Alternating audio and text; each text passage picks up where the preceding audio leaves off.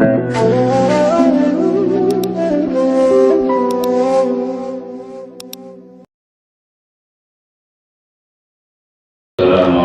warahmatullahi wabarakatuh. Darbil Mustafa kalil maqasidana waghfir lana ma madha ya wasi'al karami.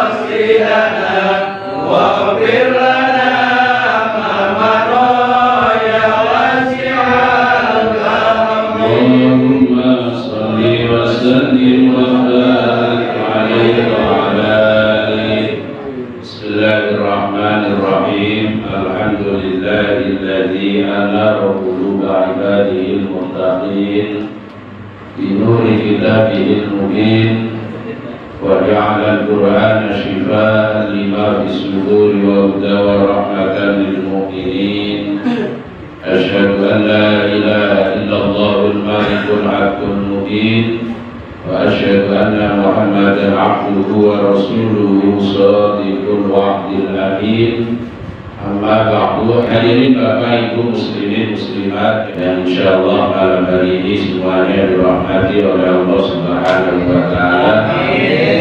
Pertemuan kita malam hari ini melanjutkan kajian pada bulan yang lalu, masih membicarakan tentang fadilatut taubah, keutamaan dalam bertobat kepada Allah Subhanahu wa taala. Kenapa kita diperintah untuk bertobat oleh Allah? Karena kita sadar manusia di dalam menjalani kehidupan dunia ini pasti punya dosa, punya salah, baik yang disengaja maupun yang tidak disengaja. Oleh karena itu, menyadari kita banyak dosa kesalahan kepada Allah, Allah memberikan satu lampu hijau agar kita jangan putus asa terhadap rahmat Allah. Ketika sadar punya dosa kesalahan kepada Allah, segera bertobat, minimal dengan mengucapkan astagfirullahaladzim, beristighfar. Istighfar kemarin sudah saya sampaikan, sekurang-kurangnya istighfar membaca kalimat astagfirullahaladzim berbanyak. Kira-kira dalam sehari semalam kita beristighfar berapa kali? 10 kali, 100 kali, 500 kali, apa 1000 kali?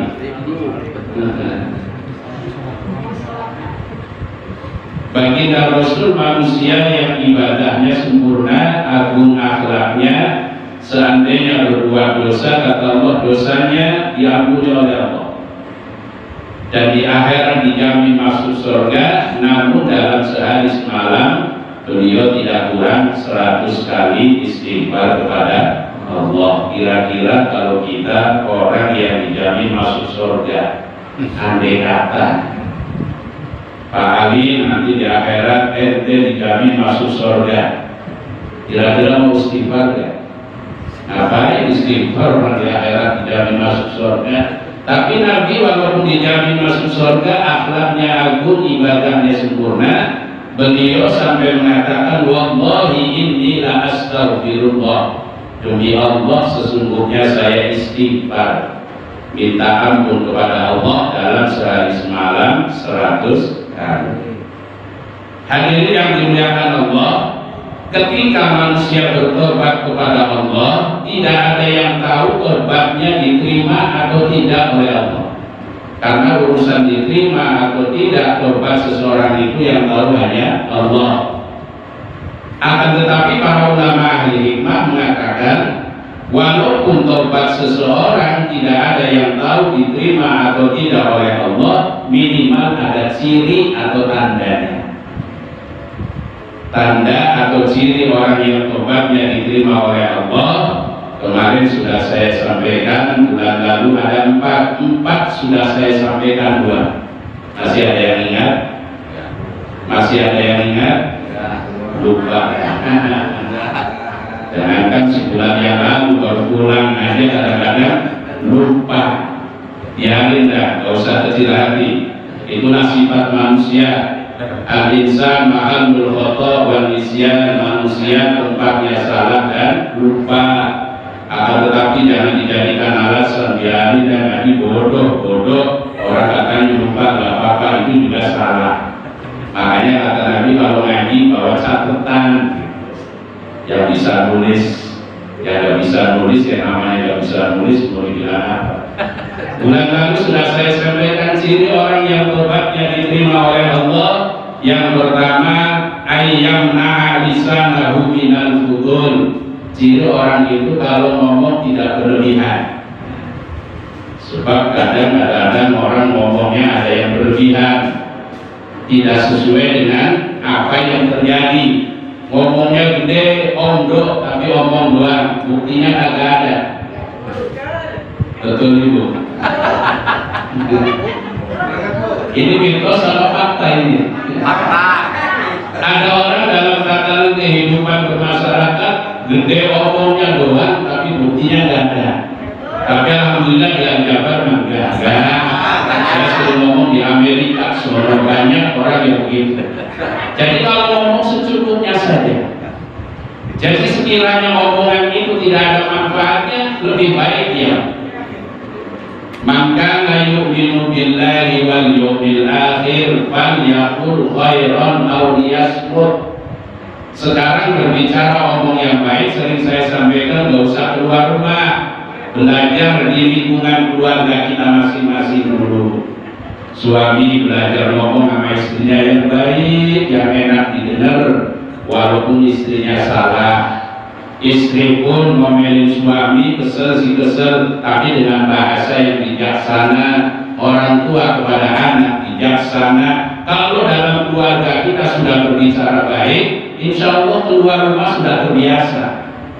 Nah sekarang bagaimana di luar rumah ngomong yang baik? Orang yang di dalam rumah aja suami kerjanya bentak-bentak dulu sama istri. Ada yang begitu? Banyak. Ada di sini, nggak ada. Di sono di Amerika banyak suami begitu. Oleh karena itu, ciri orang yang tobatnya diterima itu ucapannya selalu baik. Karena Allah mengingatkan qaulun ma'ruf wa maghfiratun khairun yatba'uha ada. Ucapan yang baik dan pemberian maaf itu lebih dicintai oleh Allah ketimbang bersedekah tapi menyakitkan hati orang yang menerima. Itu yang pertama. Mengulang saja supaya nyambung malam hari ini. Kemudian ciri orang yang tobatnya diterima oleh Allah Subhanahu wa taala, Allah yara fi qalbihi hasadan. Hatinya tidak punya sifat hasud. Apa itu hasud? Senang melihat orang lain susah, susah melihat orang lain senang. Jadi kalau ada orang lain susah, bukannya kita itu susah malah disyukurin. Syukur. Bangsa. Karena ada orang yang suka begitu ya Pak ya. Banyak. Alhamdulillah di sini ada orang yang baik semua di sono.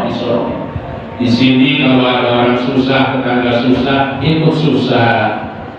Di musola Al-Jabar kalau ada tetangga senang, ikut senang. Itu ciri orang yang tobatnya diterima oleh Allah. Bukan nyukurin orang yang lagi susah. Cuma dalam tatanan kehidupan bermasyarakat, kadang-kadang sifat seperti ini refleks keluar dari mulut. Ada orang yang rumahnya kebakaran, tanya siapa yang rumahnya kebakaran? Ono, Bu Anu, yang rumahnya sebelah sono, syukur. Mudah-mudahan orangnya ada suka begitu. Kenapa? Orangnya begitu. Berarti kita tobatnya belum diterima oleh Allah Subhanahu wa Ta'ala. Orang yang baik, ketika tetangga saudara mendapatkan nikmat, kita diperintah untuk taknita. Taknisa itu senang, ikut bergembira. Ada tetangga beli motor, kita ucapkan selamat ya Bu, alhamdulillah Ibu bisa beli motor, mudah-mudahan kalau saya perlu bisa pinjam. Enak apa enak? Enak apa enak? Sebab ada orang yang sebaliknya, beli motor paling tinggal kredit. Ini hari mana ada seorang beli motor plus kredit. Kalau hanya ngomong sampai di situ mendingan. Tapi kadang-kadang pernah coba aja 3 bulan ke setor paling ditarik sama dia. Nah, itu tanda orang yang hasud. Itu pengajian bulan yang lalu. Kita lanjutkan wasalisu, ciri orang yang tobatnya diterima oleh Allah. Kata ulama ahli hikmah, ayyaturuka ashabusu, cirinya adalah bisa memilah dan memilih teman bergaul. Kalau cari teman-teman yang baik, kata Nabi, teman yang baik itu cirinya seperti apa? Yaitu teman yang ketika kita males ibadah dikasih motivasi. Itu namanya teman yang baik. Teman yang baik cirinya kalau kita terlanjur melakukan dosa diingatkan, jangan kau berbuat dosa, jangan kau berbuat salah, karena itu bertentangan dengan aturan Allah dan aturan Rasul. Itu namanya teman yang baik. Kita diperintah oleh Allah, diperintah oleh Rasul, kalau cari teman yang baik. Sebab pengaruhnya besar dalam kehidupan kita. Ada orang yang tadinya ahli ibadah, ngajinya rajin, sholat berjamaahnya tidak pernah ketinggalan. Begitu bergaul dengan orang teman yang tidak baik, jadi males ibadah. Tadinya rajin ngaji, jadi males ngaji. Tadinya rajin sedekah, nggak pernah sedekah. Kenapa? Karena gara-gara punya teman yang tidak baik. Cari teman itu, kata Nabi, diperintah untuk cari teman yang baik. Karena mohon maaf, makom kita itu bukan makom para nabi. Makom kita bukan makom para wali, beda. Jangankan bergaul dengan orang yang tidak baik, bergaul dengan teman yang baik saja, kadang-kadang kita berubah. Kenapa? Berubah dengan sifatnya. Oleh karena itu kata Nabi, cari teman yang baik, mencari teman yang baik, ini termasuk daripada obat hati. Dan ada lagu ya, obat hati ada 5 perkara. Jadi ini hadis Nabi, obat Nabi. Jadi manusia kalau hatinya ingin sehat, terbebas dari penyakit, maka obatnya ada 5. Yang pertama qiraatul Quran, yaitu membaca Al-Quran. Membaca Al-Quran yang bagaimana? Dengan memahami artinya. Selama ini mohon maaf, kelemahan kita umat Islam, kalau baca Al-Quran hanya sebatas kalimatnya saja. Yasin dibaca pagi, mau ngaji baca Yasin. Siang mau ngaji baca Yasin lagi. Sore baca Yasin, malam baca Yasin. Ketika ditanya apa sih makna yang terkandung di dalam surat Yasin, paling jawabannya out jawabannya. Boleh. Tidak dilarang oleh Rasul. Bahkan suatu hari Nabi tanya, ya Rasul, kalau ada orang yang bisa baca Al-Quran, akan tetapi nggak ngerti artinya, dapat pahala apa tidak? Kata sahabat itu. Kata Nabi menjawab, bifahmin au bi ghairi fahmin. Baik itu ngerti ataupun tidak ngerti artinya, yang baca Al-Quran itu dapat pahala dari Allah. Akan tetapi kata Nabi, baca Al-Qurannya kita kalau perlu jangan hanya sekedar mencari pahala, ditingkatkan. Kalau sudah bacaannya benar, belajar maknanya, itu yang sering disebut dengan tadabburil Quran, memahami Al-Quran. Setelah paham artinya, diamalihi, yaitu dengan mengamalkan ajaran Al-Quran. Ini ciri orang yang yang dipahami maknanya, diamalkan ajarannya, insya Allah Al-Quran bisa menjadi pengobat penyakit hati. Wa nunazzilu minal Qur'an ma huwa shifaa'un wa rahmatun lil mu'minin. Allah menurunkan Al-Quran itu untuk menjadi syifa, pengobat, penawar penyakit, wa rahmah, dan menjadi rahmat. Untuk siapa? Untuk orang yang membaca Al-Quran, memahami maknanya dan mengamalkan ajarannya. Jadi obat hati yang pertama membaca Al-Quran. Yang kedua sholat malam. Biasakan sholat malam. Dalam sebulan Bapak Ibu jamaah sholat Jabar, sholat tahajud berapa kali sebulan? 4 kali, 5 kali, 10 kali. Ayo belajar. Karena salah satu orang yang sering melaksanakan qiyamul lail itu hatinya terbebas dari penyakit. Penyakit apa saja. Kenapa? Bangun malam itu di saat orang sedang terlelap tidur, terbuai dengan mimpinya, kita sujud walaupun 2 rakaat, minta kepada Allah, munajat istighfar kepada Allah. Maka pantas orang-orang dulu karena rajin tahajud, maka hidupnya diberikan keberkahan oleh Allah Subhanahu wa Ta'ala. Yang ketiga, zikir. Nah, zikir ini alhamdulillah setiap ngaji kita zikir la ilaha illallah, la ilaha illallah, la ilaha illallah, la ilaha illallah. Zikir kan pernah saya sampaikan ada beberapa macam zikir. Kata Nabi, zikir bisa dengan lafzul jalalah, Allahu Allah, Allahu Allah. Baca supaya hati kita terbebas dari penyakit. Zikir yang kedua bisa dengan kalimat thayyibah, la ilaha illallah. Zikir bisa dengan asmaul husna, nama-nama Allah yang baik yang jumlahnya ada 99. Sudah hafal 99? Belum. Separuh hafal separuh? 20 hafal? 10? 5? Aku dah terakhir 5 hafal.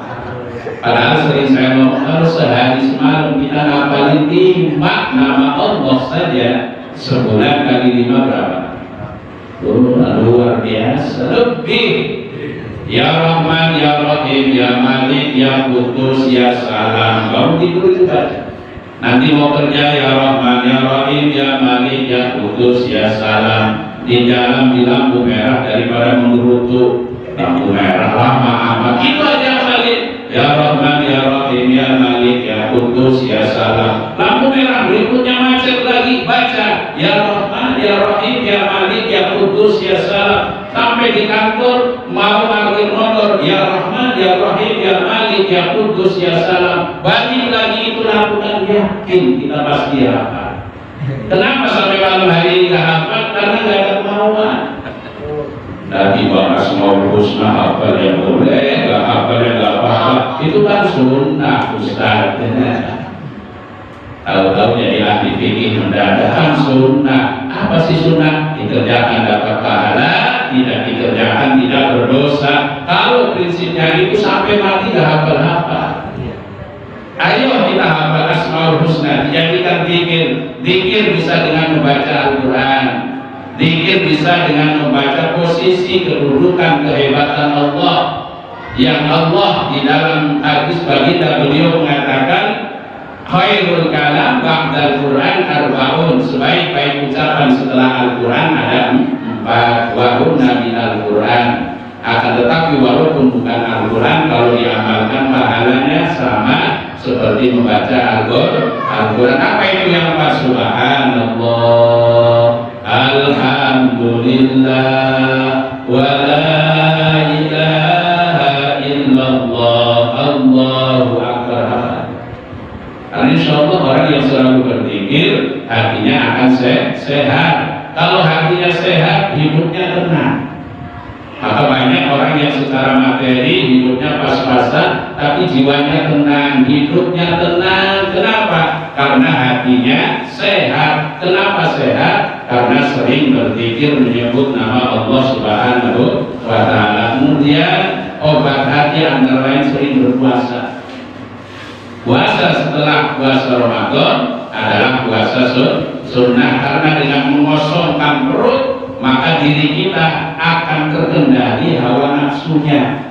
Kalau orang hawa nafsunya terkendali, maka jiwanya akan tenang. Kenapa kita hidup gelisah? Karena selalu dikuasai oleh hawa nafsu. Kalau sering berpuasa, insya Allah nafsu kita akan terkendali. Orang yang nafsunya terkendali, hidupnya akan tenang. Kemudian tadi yang terakhir, yang kelima adalah sesuai dengan materi hari ini, bergaul dengan orang-orang yang soleh.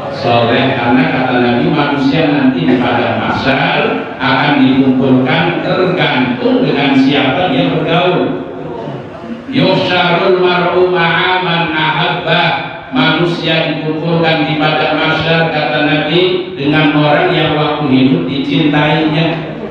Kalau waktu hidup bergaulnya dengan orang-orang yang rajin ngaji, nanti ketemu di sana kumpulnya dengan orang yang rajin ngaji. Kalau waktu hidup bergaulnya dengan orang yang suka main gapret, kumpulnya nanti sama orang main gapret di sana. Jadi zikru sholihin, bergaul dengan orang soleh. Orang yang bergaulnya dengan orang soleh ini ciri orang yang tobatnya diterima oleh Allah Subhanahu wa Ta'ala. Amin ya Rabbal. Yang terakhir, ciri orang yang tobatnya diterima oleh Allah ini yang paling penting, al yakuna musta'iddan lil mauti, selalu ingat mati.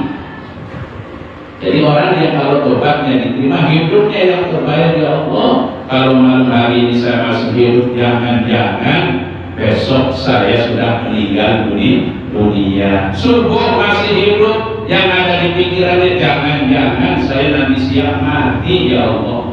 Kalau zuhur masih hidup, pikirannya terbayang ya Allah, jangan-jangan nanti sore saya sudah mati. Yang ada di pikirannya adalah bahwa hidup di alam dunia tidak lama. Karena yang hidup kita malam hari ini mau tidak mau pasti akan mati. Ada yang tidak mau mati? Angkat tangan yang gak mau mati. Kata Nabi, kalau orang hidup gak mau mati, jangan hidup. Karena hidup itu pasti mati. Cuma kapan waktunya itu rahasia Allah. Di sini dari mulai saya muter, kalau ditanya satu persatu nggak ada yang bisa jawab. Kalau saya kira-kira itu mati umur berapa? Dia yang bisa jawab. Atau saya balik-balik kalau mau sekali apa? Wallahu a'lam bishawab. Nggak ada orang yang tahu kapan dirinya akan mati. Tapi nggak tahu mati, suatu saat kita pasti mati. Nah, berbicara mati bukan matinya yang kita takutkan. Sebab mati ditakuti atau tidak pasti akan datang. Innal mautal ladzi tafirruna minhu fa innahu mulaqikum.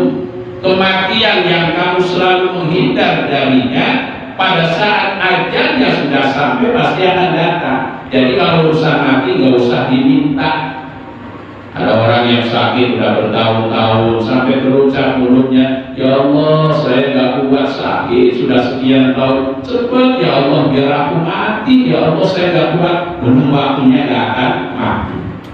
Jadi diminta juga nggak akan datang. Tapi walaupun nggak diminta, kalau sudah waktunya pasti akan datang. Jadi yang paling penting, ayo kita persiapkan diri bahwa suatu saat kita akan mati. Apa caranya? Banyak ibadah. Ayo waktunya sholat, waktunya ngaji, waktunya zikir, waktunya beramal. Karena itulah sesungguhnya amal yang akan menyelamatkan kita pada saat kita kembali kepada Allah Subhanahu wa Ta'ala. Mudah-mudahan dengan hadirnya kita di majelis ini merupakan bukti satu bahwa tobat kita diterima oleh Allah Subhanahu wa Ta'ala. Yang kedua, menjadi tanda bahwa kita itu mempersiapkan diri menghadapi mati. Karena orangnya mati adalah amal ibadah kita kepada Allah Subhanahu wa Ta'ala. Mudah-mudahan bimbingan dari Allah Subhanahu wa Ta'ala. Amin ya rabbal.